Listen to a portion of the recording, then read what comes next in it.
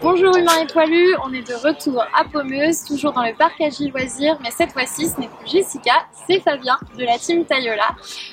Fabien, qui es-tu?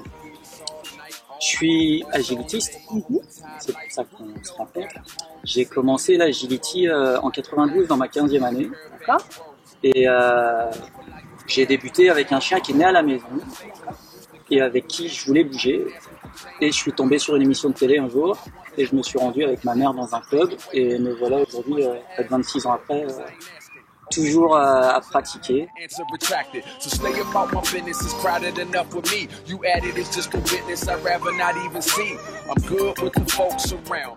Je cherchais en fait une activité qui me permette de partager quelque chose avec mon chien, qui est né dans mes bras vraiment. J'ai vraiment eu un lien très fort, c'est mon premier chien, tout le monde me connaît dans la régionale d'Île-de-France sous le surnom de Gaston, c'est le nom de mon chien, avec qui j'ai fait de l'agility, mais pas que, puisque la vie a fait qu'on a beaucoup bougé et qu'on s'est retrouvé à faire un petit peu tout et n'importe quoi ensemble. L'agility, c'était un plus et c'est vraiment quelque chose qui a permis aussi qu'on renforce encore plus nos liens.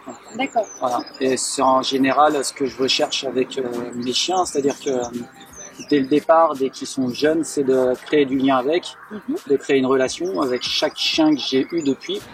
Ah, ça c'est bien ça. Voilà, bravo. C'est-à-dire que chaque chien, quelle que soit la race, même si c'est des chiens de race identiques, sont des individus chiens avec lesquels je construis. Est-ce que tu penses que justement tous les chiens sont faits pour faire de l'agility? Je pense que tous les chiens peuvent faire de l'agility à partir du moment où le maître arrive à créer une bonne relation avec le chien. Une fois que la relation est créée, j'ai envie de dire, le chien suit le maître partout, il est toujours content d'être avec lui et de pratiquer quelle que soit l'activité. On parle de l'agility, mais ça peut très bien être la balade pour certains, canicross ou autre. Vraiment le principal, c'est la relation qu'on crée avec son compagnon, quoi. En fait, ou ses compagnons quand on en a plusieurs.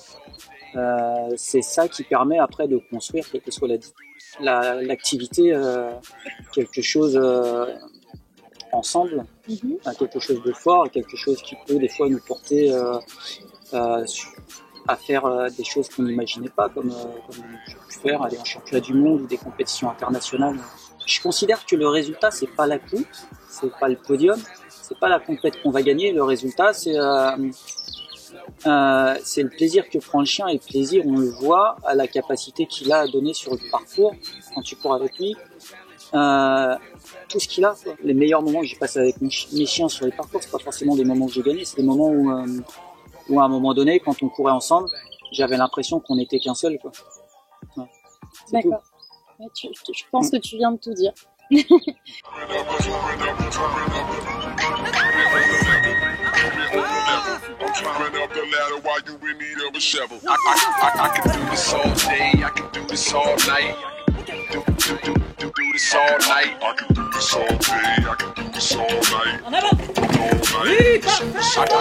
À l'époque, on disait on prend pas un chien pour faire de l'agility, on fait de l'agility avec son chien.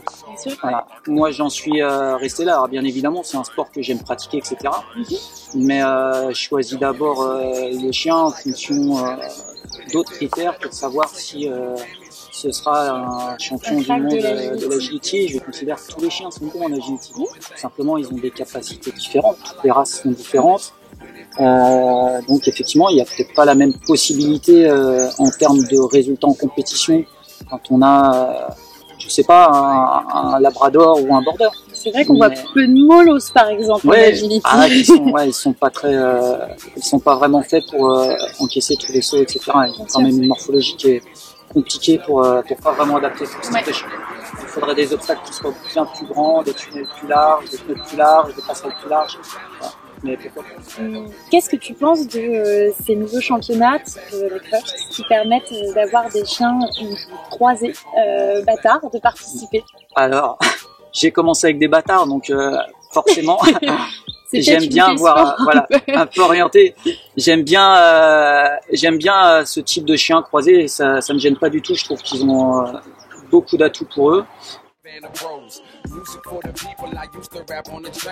on construit avec le chien qu'on a une relation qui se renforce d'année en année. On comprend des choses et puis plus on comprend et plus on cherche et plus on comprend. Voilà. Et on fait des erreurs aussi, j'imagine, parfois. Ah oui, on fait tous des erreurs. Hein. C'est quand j'ai commencé en 92. Le teacher training, on ne sait pas ce que c'était. Il n'y avait pas internet pour vulgariser tout ce qui est vulgarisé aujourd'hui, qu'on trouve sur YouTube ou qu'on trouve sur les sites, sur des pages Facebook, sur des sites dédiés. Quand on allait dans des clubs, l'éducateur nous disait faut faire comme ci ou comme ça, et souvent c'est lui qui avait la science infuse, et on s'aperçoit avec les années qu'on fait beaucoup d'erreurs. Le principal, c'est de progresser et puis de se rendre compte de ses erreurs et de ne pas les reproduire.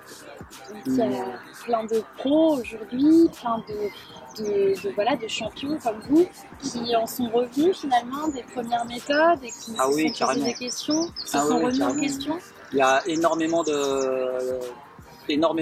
d'anciens, on va dire, parce que les nouveaux, j'espère qu'ils arrivent déjà dans des... Bien sûr. Avec de bonnes méthodes.